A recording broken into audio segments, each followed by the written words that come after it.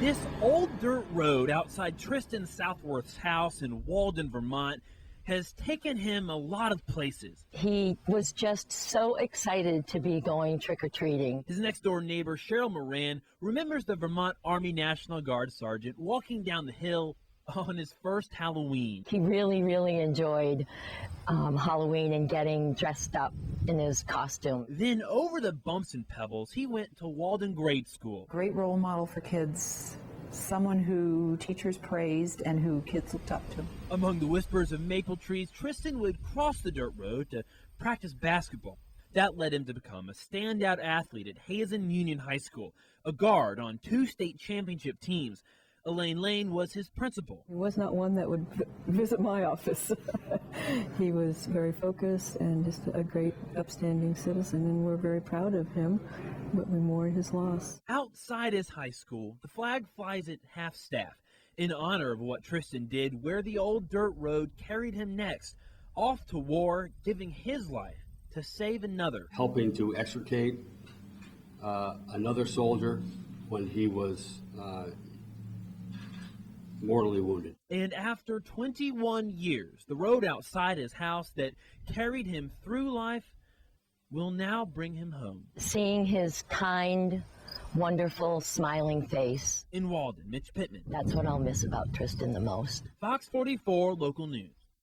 What's your name? And you're like, I'm so tired. When Anna Jeffkin went swimming last Wednesday, she wasn't looking to make a lifelong friend. Did I look normal? No, you were blue. And when Mike Hendrickson went out to teach a sailing lesson, he didn't think he would save a life. I said, I've picked up a swimmer out here in the middle of the lake. But in the middle of the day, in the middle of Lake Champlain, the two crossed paths. I was thinking, it would be like an hour and a half swim. At 6 in the morning, Anna set out for Juniper Island, 3 miles away. She made it, but couldn't make it back when the weather changed. It was like pulling me down going that way, and I started to panic. So Anna, who only started seriously swimming this summer, started to tread water. The Coast Guard was called out, but couldn't find her in the 2-foot waves. Then along came Mike, 8 hours later. I'm just glad I was right there. And out of the 440 square miles on Lake Champlain, he happened to end up 50 feet away. High five. I like to do it like that. And in the end, the two friends who weren't looking for each other You said when you got into the boat, you're like, the island's a little farther than I thought. now say maybe they were supposed to meet after all. It's a miracle, and I'm so happy that I've got a chance to know Anna and was able to help her out. Folks here still have about 1 more hour to enjoy the fair this year, but after the crowds clear out and the rides shut down, that's when the real fun begins. The craziest thing about the Crazy Mouse isn't the bend, it isn't the drop. The craziest thing is that it all packs into 5 trailers. Tonight's teardown, the busiest night of the fair. Jeff Alberts is the man in charge of breaking down and shipping out the Crazy Mouse and the other 47 rides there. As soon as we get done operating, we got to go right into safety mode, tearing down, getting ready to go. They don't sleep, they can't. By around noon Tuesday, everything will be put into 85 trailers. Then it's off to the next fair. It gets in your blood. A lot of people worries about the hours and stuff like that, but for the guys that have been here a long time, it don't even bother us. We're just used to it, and it's what we do for a living. Some rides pack into trailers, others are trailers. What they have in common, they're all big jigsaw puzzles, is a lot of parts. It's got 480 bolts in it. If one of them, frees up, strips out, we have to get the grinders and the welders and the cutters out, cut the bolt so we can continue. It takes about 100 people, but they're always looking for more help from locals. If we get 10 people from town, it's great. If we get 50, that's even better. And they could use the help. Tonight it looks like a little bit of rain. We're going to do it no matter what. So that's how you move a fair. Every piece comes apart. All it takes is a lot of hard work. It's what we do. And a little sense of humor. What we try to do anyway. Smiling faces, that's all about. Jeff said they usually get a pretty low turnout from Vermonters to come help work, but like I said, if you want to make a few bucks, come down here between 8 and 9 tonight, and they'll put you to work.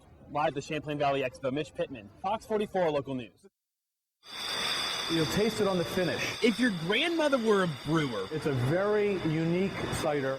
this is the flavor she might make. You will taste the squash and the mouthfeel of the pumpkin Pumpkin cider. as if you're eating a piece of pumpkin pie. But since she's probably not, Brett Williams and the folks at Woodchuck have done it instead. The excitement around this new style is like nothing we've seen ever. He says it's the first ever pumpkin cider. Well, we've done a lot of research across the globe. And while this recipe might be innovative, seasonal brews have a long tradition. You don't want to drink the same kind of beer on a hot July day as you do on a crisp September, October evening. Mike Gerhardt is the brewmaster for Otter Creek and Woolivers, makers of not a pumpkin cider, but a pumpkin beer. The closest way to describe the Will Stevens Pumpkin Ale is taking pumpkin pie and taking a beer and just putting them in the same glass at the same time. He says there's a type of urgency to get limited editions. The consumers love our year-round beers, but they also like that limited thing that you can only get for so long, and when it's gone, it's gone. So you got to enjoy it while it's here. Williams expects his seasonal cider to be so popular it won't even be around for the whole season it represents. It will not be in the market for Halloween. It's going to be long gone, way before Halloween, way before Thanksgiving. The return of a soldier's remains is something you can't describe with words. The silence tells the story. That silence followed Sergeant Tristan Southworth's remains from the Air Guard base in South Burlington along roads lined with compassion from young and old.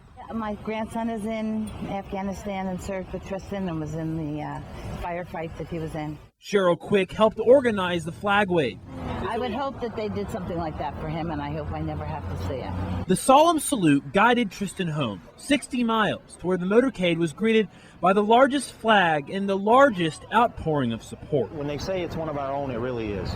Everybody knows everybody here. From those who knew him well, it's a tremendous loss. It's going to affect us for a long time. We watched this kid for 4 years in this town, and he was a hero before he left. To those who didn't really know him at all, this is our small way of just showing our support. To just join everyone in our collective grief for the loss of such a fine, fine young man. Celebrating this young man in the way only a small town can. The only ones to break the silence were the ones that followed the remains from town to town. The men and women of the Combat Veterans Motorcycle Association. It's another form of support in it. I think when they see the patch, it means a lot. Revving their engines in remembrance of a soldier they knew only through the back window of a hearse, but a soldier they say will now ride with them everywhere they go. This will stay with us. We carry this every day. This is who we are. But as the rumble of the bikes faded and the tears were dried, the only thing left, once again, was silence. In Hardwick, Mitch Pittman, Fox 44 Local News. You can feel it, you can see it. There aren't many places. It's a beautiful state where you can bike in the middle of a lake. It's a great place to be, and I like to do it on a bike. But the old railroad bed turned bike path between Colchester and South Hero, Vermont, is one of those places. The health reasons are obviously good too. And biker Al Danielson makes sure to take advantage of it. Came out this way specifically to ride the ferry, not sure it was going to be going. Not sure, because Sunday was pretty windy. Got the challenge of wind and waves. Brian Costello is with the Local Motion Bike Group in charge of running the ferry. It's a complicated and difficult operation to run a small ferry boat out here in what is the middle of the Broad Lake, basically. The ferry runs every weekend and holiday during the summer, but Costello says the ferry has to be shut down about a fifth of the time because of strong winds. That's why we have a long-term plan of getting some floating breakwaters that we can tuck in behind and we can run in all weather, dependably. The key word for riders like Al is dependable. Well, I think that if it were, more dependable, people would be able to make their plans based on their planning versus revolving around weather. At $10 per round trip, Local Motion estimates the ferry needs 5,500 riders per season to break even. This year, they'll get about 4,000, with the gap filled by big donors. We're still on the verge of being sustainable, but we can't do it without riders. The hope is by the end of next summer, the breakwaters will be on the water. On a busy day, we'll have over 350 riders. And so will the riders. I think it's a huge asset to the area to be able to connect South Hero to Burlington, extend the path. In the middle of Lake Champlain, Mitch Pittman. It's wonderful. Fox 44 Local News.